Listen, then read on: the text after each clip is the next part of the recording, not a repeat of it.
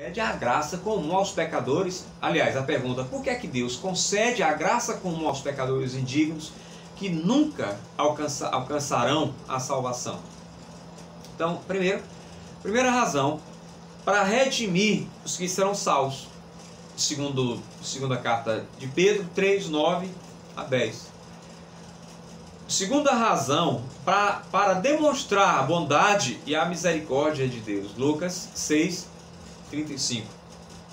Terceiro, para demonstrar a justiça de Deus, Romanos 2, versículo 5, Romanos 3, versículo 19. Quarta razão, para demonstrar a glória de Deus. Então, 4 razões que parecem ter todo um embasamento bíblico para serem afirmadas. Agora, pessoal, quais são as consequências da graça, da doutrina da graça comum? Primeiro, a graça comum não significa que aqueles que a recebem serão salvos.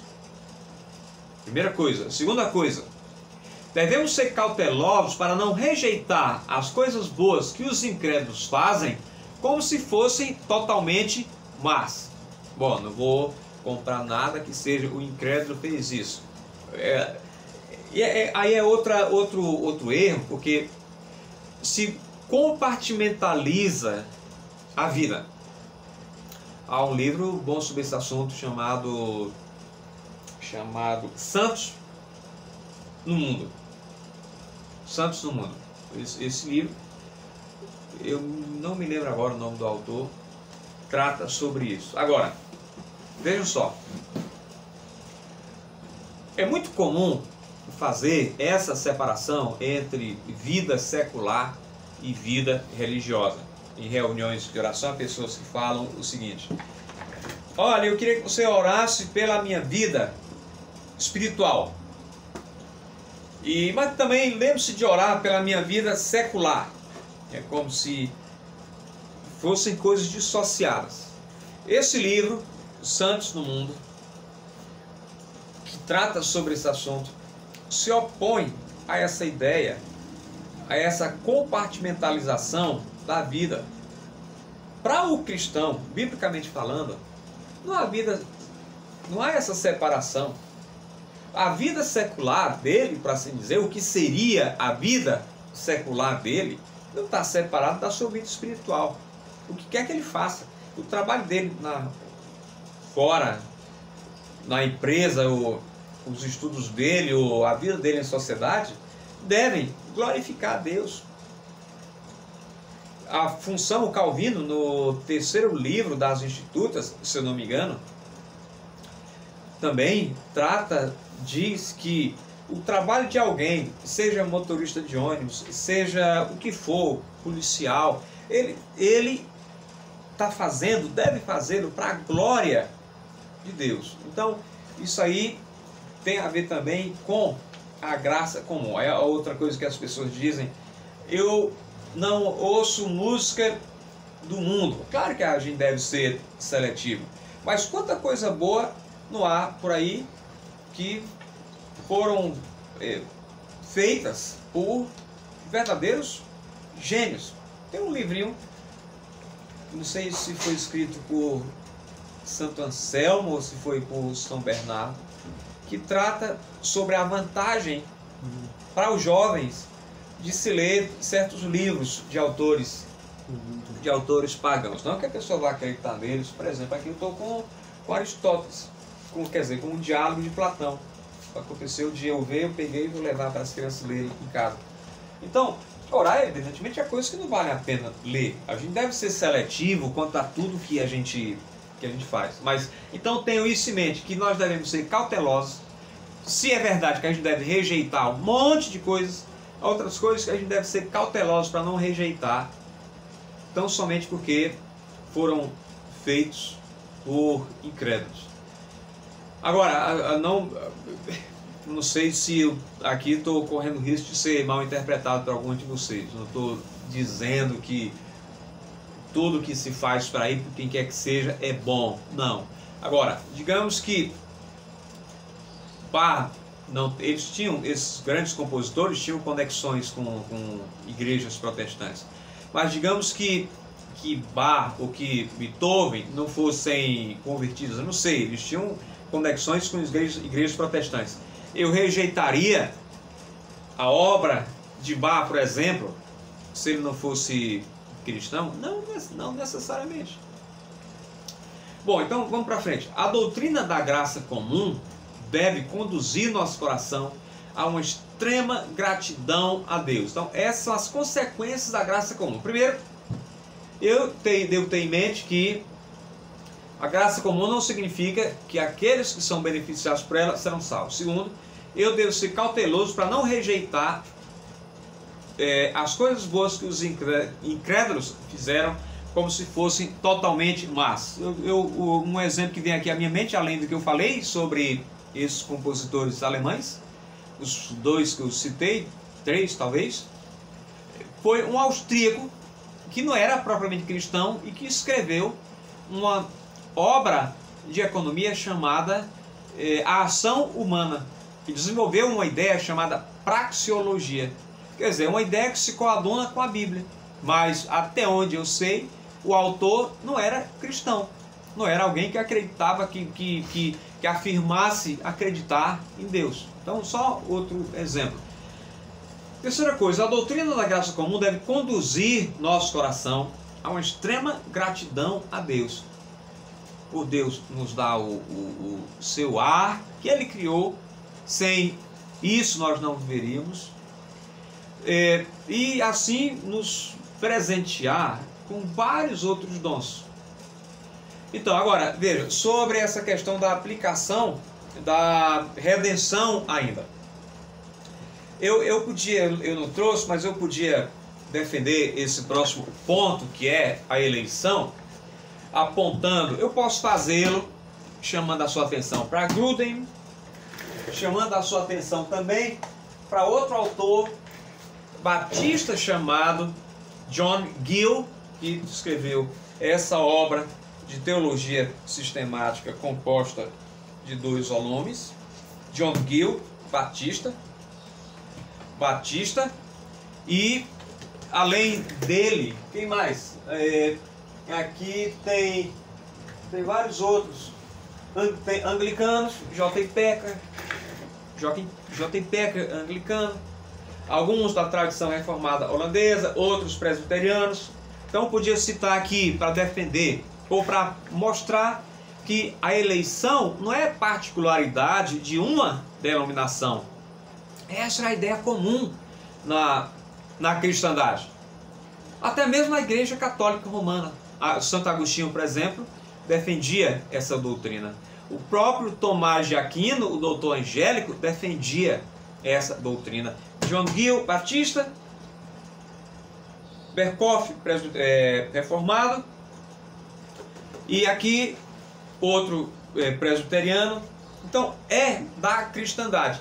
Então o que é que esse senhor aqui, o Wayne Grudem, diz sobre essa doutrina? Ele diz, é um ato de Deus, a eleição é um ato de Deus antes da criação, no qual ele escolhe algumas pessoas para serem salvas, não por causa de algum mérito antevisto delas, mas somente por causa de sua suprema boa vontade. Então, isso é que, como eu falei, eu estou usando esses livros, mas eu podia citar as próprias confissões dessas diferentes denominações, como a Confissão Batista, de 1689, os 39 artigos da religião, entre outros. Então, sobre a doutrina da eleição no Novo Testamento.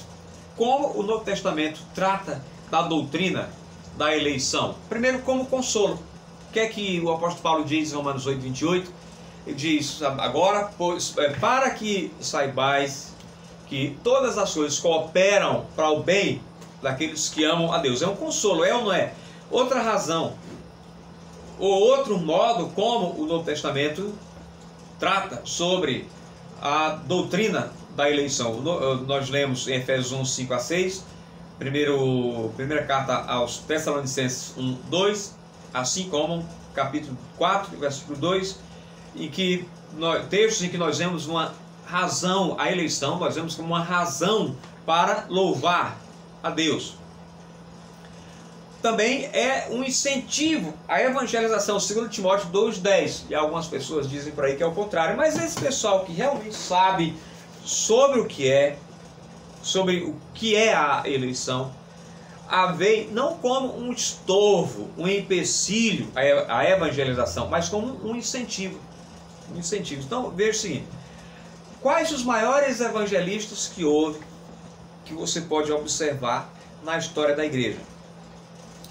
Além, a gente pode falar sobre o príncipe dos pregadores, que era Spurgeon, Batista. A gente pode falar sobre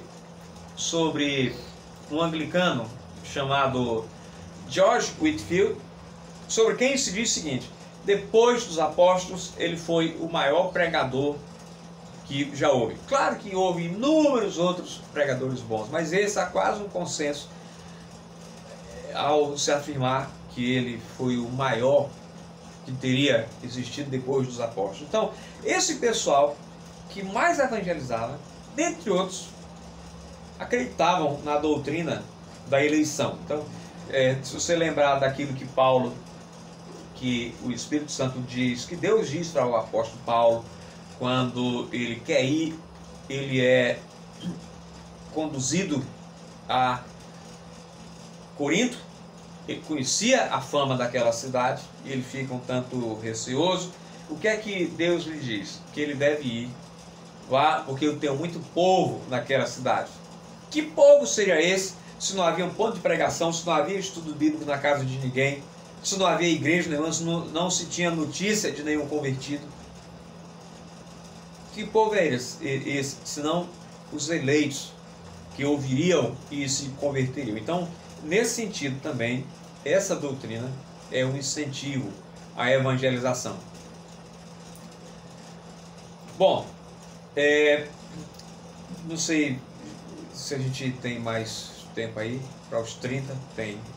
Estava querendo fazer um vídeo de 30 minutos para não ficar muito longo, vocês não ficarem cansados e consequentemente não ficarem com raiva de mim. Mas ainda dá para falar sobre alguns equívocos em relação à doutrina da eleição. O primeiro é que a eleição não é, veja só, fatalista. O que é o fatalismo, pessoal? O fatalismo é o sistema no qual as escolhas e decisões humanas não fazem diferença alguma. O mundo seria regido por uma força impessoal, cega. O que imperaria seria um fatalismo. Então a eleição não é fatalista, assim como não é mecanicista. Havia pessoas, houve filósofos que defenderam uma espécie de mecanicismo, como um filósofo holandês chamado Baruch Spinoza. Mas a eleição não é mecanicista. O que é o mecanicista? Também um sistema impessoal, no qual todas as coisas que acontecem foram determinadas por uma força impessoal. Tem muito a ver com o fatalismo. O fatalismo é o sistema no qual as escolhas e decisões humanas não fazem diferença nenhuma, até uma espécie de niilismo, nada faz sentido.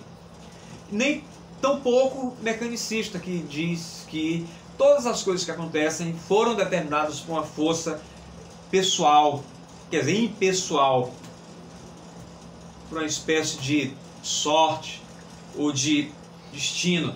Então, a Bíblia responde o fatalismo, vocês podem procurar aí, João 3,18, é uma resposta ao fatalismo. Atos 18, 9 a 10 também. Romanos 10, 14. Agora, quanto ao mecanicismo, a Bíblia também refuta essa ideia, especificamente em Efésios 1, 5, em Ezequiel 33, 11, em Mateus 11, 28, entre outros textos. Agora, vamos concluir o que é que Gruden diz sobre isso. Ele diz o seguinte: a eleição é a escolha soberana de Deus. Efésios 1,5 diz: e Ele nos predestinou para a adoção de filhos. Deus nos escolheu simplesmente porque decidiu derramar amor sobre nós, não porque anteviu em nós alguma fé ou mérito. Essa é a ideia protestante histórica. Essa na verdade era a visão majoritária até, digamos, final do século XIX, primeira metade do século, início da primeira metade do século XX.